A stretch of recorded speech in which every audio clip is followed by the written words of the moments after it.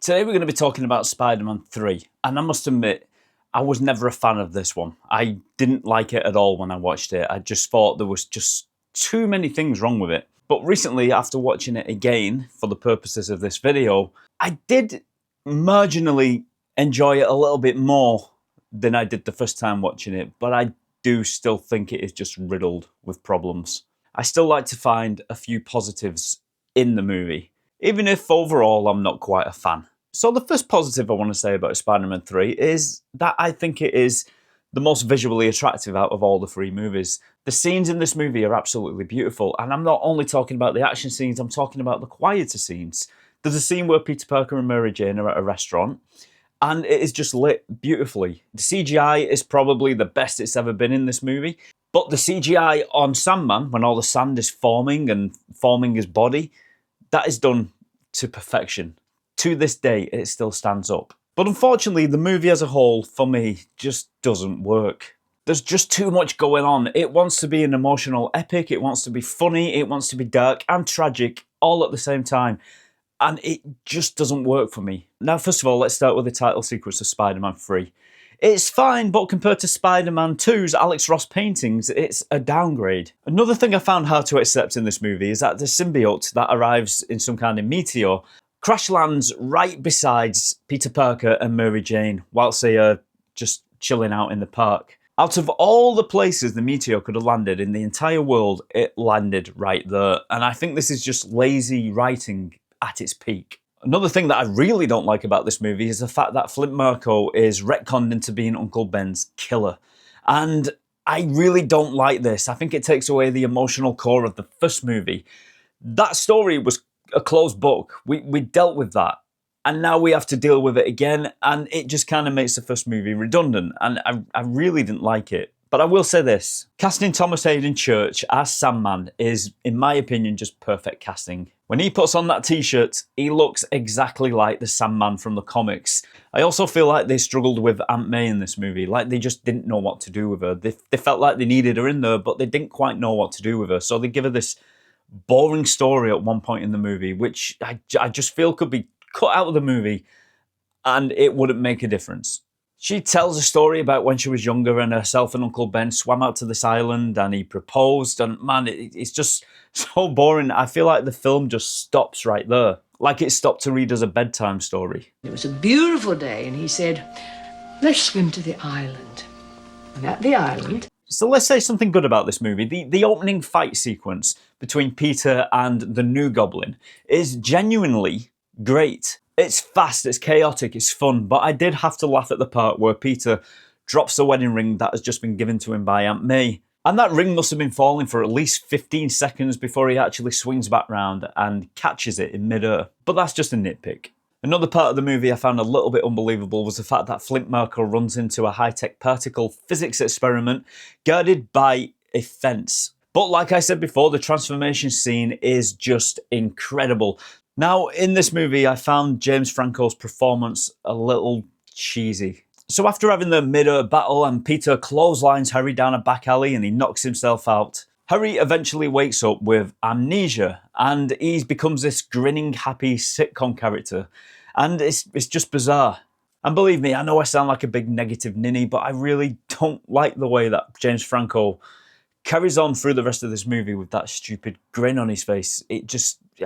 I don't mind people being happy. Believe it or not, I don't mind people being happy. I'm the party pooper. Okay, let me say something good about this movie. The crane disaster scene where Gwen Stacy falls out of the building. Stupendous. I thought that was an absolutely amazing scene. I love it how Spider-Man swings in, lets go with his web, and he's making it through all of the pieces of the building, which is collapsing and falling, making his way to Gwen Stacy, and then he catches her and then swings down. It is truly amazing. It's a really, really good scene. I love it. But I didn't like the way that Eddie Brock introduces himself to Gwen's dad as she's hanging from the building, likely to die. Edward Brock Jr. I work at the Daily Bugle. And I'm dating your daughter. It's peak Spider-Man 3 comedy that, in my opinion, just doesn't work. And now we're getting up to my main issue with this movie, my number one issue with this movie, the black suit, the black symbiote. Now, first of all, the black suit is supposed to amplify Peter's powers and make him darker, and they do portray that in the movie. They do show that his personality has changed drastically.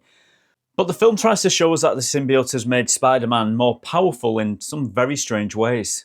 And that's basically just showing him swinging through the city and jumping off a building, which is nothing new to us, the viewer. We've seen this many times with Spider-Man in the other movies. We know he can jump off buildings, and we know he can swing. Why not show us something else that he can actually do? Show us how much more powerful he is because of the suit. And when Spider-Man is wearing the black suit, there's one particular action sequence where he goes after Flint Marko. And I must admit, in this part of the movie, I think they do actually get across that the black symbiote is making Spider-Man a little bit more darker, because he does seem a little bit more brutal in his fighting in this scene. I especially like the scene where Spider-Man's holding Flint Marko's face against a train and all the sand is just coming away. Another great effect. It's really good, really well done here. And it's very, very brutal when Spider-Man actually decides to flush out Flint Marko to drown him in water. And I suppose he thinks this has killed him, but as we find out later in the movie, it hasn't. It doesn't quite do the trick. And this may explain why Flint Marko is a little bit more murderous towards Spider-Man at the end of the movie. Another thing that I kind of struggle with, and we'll get into that a little bit later. And the symbiote's behaviour is inconsistent in this movie. Sometimes it seems like it's just stuck to the red suit. And sometimes it seems like the symbiote is actually mimicking the suit, like it's just making up the patterns itself.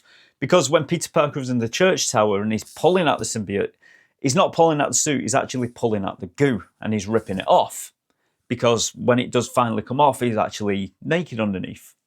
But there are other scenes in this movie where he's simply taken the suit off and put it in the chest, and the symbiote is still on the suit. And I don't feel like the movie could make its mind up on what it was going for. Like I said, the design of the black suited Spider-Man is basically the red suit painted black. And I didn't like this at all. And I could never quite understand why they didn't just go with the comic book version with the big white spider on the chest. That would have been so iconic and so cool to look at. There's also a scene in this movie where Harry regains his memories and becomes evil again, just like that. And he threatens Mary Jane, forcing her to break up with Peter. And I get it, he's threatening Mary Jane, so she's scared. But one thing I never really understood is why doesn't she just tell Peter the truth? Tell her that Harry has regained his memories and he's become the evil goblin once again. It would have made it a lot more simple. And the fact that she now knows that Harry is evil again kind of just gets forgotten about. And it feels really disconnected from the rest of the movie because she never brings it up again. She never thinks to tell Peter and she never actually seems worried about it. And that's a reoccurring problem in this movie as well. There's a real lack of communication between the characters. For example, when Peter is wearing the symbiote suit, he's a jackass. He's doing some real horrible things to everyone in this movie, to the people at the Bugle, to Harry, to Mary Jane. He's horrible. And let's not forget that whole dance sequence as well, which was just cringy as hell, which has now gone down as a meme. But back in the day when I first saw this for the first time, it was just horrible.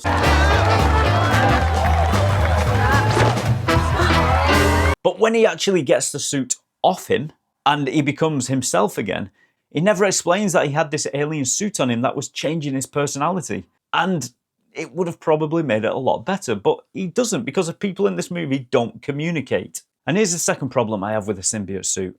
When it finds Eddie Brock, and I remember the first time I watched this, I was hoping and praying that we would get an awesome Venom. I was so excited to learn that Venom was in this movie. And what we got was just really lackluster.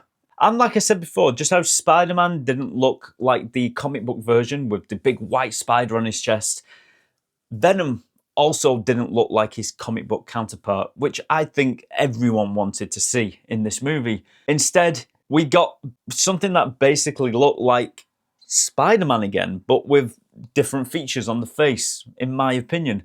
And I was just kind of thinking at the time, what are you doing? Why are you not giving us the proper Venom? The big, bulking monster with the big white spider all along his chest. Why are we not getting that version? That would have been absolutely amazing. But no, the version we got was kind of like a downgraded version. It looked like Venom in some ways, and then in other ways it most certainly didn't.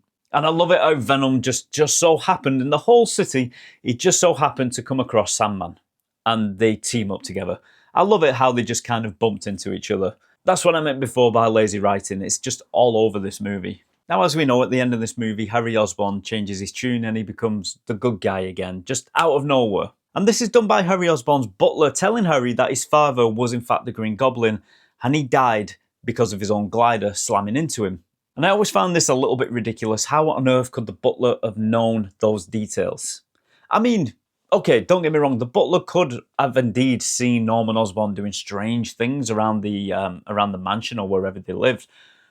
But I just found it a little bit hard to believe that he knew he was pierced by his own glider. But I can overlook that. So at the end of the movie, when Spider-Man is being pummeled by Venom and Sandman at the construction site, which is actually quite a good scene. I did enjoy those action scenes on that set. I'm not completely negative about this movie. There were some bits that I did enjoy, and the action scene at the end is pretty good. For me, though, it gets a little bit cheesy when Harry Osborn arrives at the construction site. Harry and Peter teaming up at the end of the movie just didn't feel right to me. In some ways it did, but in other ways it just didn't. It felt, like I said, it just felt cheesy. The way they were interacting with each other as well just felt cheesy to me. Just in the nick of time. A couple minutes ago wouldn't have been so bad either. What are you gonna do? I may need some help over here. I'm a little busy right now. But I did like the way they killed Harry Osborn off with him being impaled with his own glider at the hands of Venom, but still impaled with his own glider, which mirrored the first movie when Norman Osborn was also killed by his own glider. I just thought that was a really fitting and ironic way to go out. I did like the way that Spider-Man defeated Venom at the end of this movie by using noise with the metal pipes. I thought that was really cool. And we also saw the end of Eddie Brock as he jumped back in there as Spider-Man threw the pumpkin bomb, and it just completely destroyed the symbiote and Eddie Brock. That was a cool ending. And once Venom is dead, Sandman just decides that he doesn't want to fight anymore. After just trying to murder Spider-Man by pounding him into that metal girder, he's just decided he doesn't want to fight anymore.